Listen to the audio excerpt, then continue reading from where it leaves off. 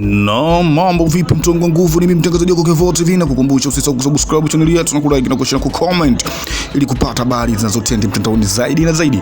Bwana, habari kubwa inatrend mtandaoni inaongea klabu ya Simba. Wengi tunajua bwana, klabu ya Simba imetoka bila kwenye uwanja wake wa nyumbani. Na tunajua kabisa nyama kupoteza kutoka bila ni ngumu sana katika uwanja wa nyumbani. Lakini bwana, iko kitu kimejitokeza kwa slow. Lakini bwana, mashabiki wa Simba wamelalamika sana, kwa nini bwana Simba imesuluhu nyumbani? Tunajua kabisa kwa nyumbani wanakuwa kusuluhu ni ngumu sana, na timu waliosuluhu nao ni timu ya kawaida sana. Tunajua kabisa walivyokuwa ugenini waliwafunga 3, lakini hapa nyumbani wametoka bila.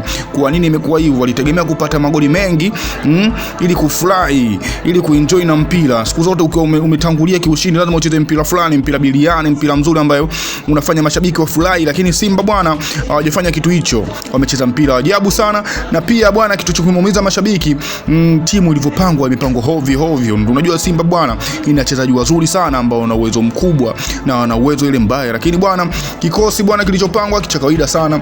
Vululu vala kimefanywa yani kimepangwa kama potelea mbali. Lakini mashabiki bwana wameongea maneno mengi sana, hawajapendezwa na kikosi kile na hawajapendezwa kabisa kutoka nyumbani bila. Ni kitu ambacho hakutegemea kabisa, walitaka watambe, wanajua kabisa wangewatambia watani wao, lakini bwana iko kitu kimekuwa sivyo ndivyo. Tunajua kabisa wametoka suluhu na kitu ambacho kimeumiza pia. Kwa nini nyumbani watoke suluhu? Hata kama tumefuzu ilitoka tupate magoli mengi sana ili tutambe, lakini kwa issue iliyotokea bwana ya kutoka bila ni fedhea. Timu ya Simba ni timu kubwa sana. Comment nyingi sana zimetiririka na wanalalamika watu kusiwana na Simba. Pia mashabiki wa Yanga pia wanatamba na kuwacheka, wanasema nyinyi hamna lolote bwana.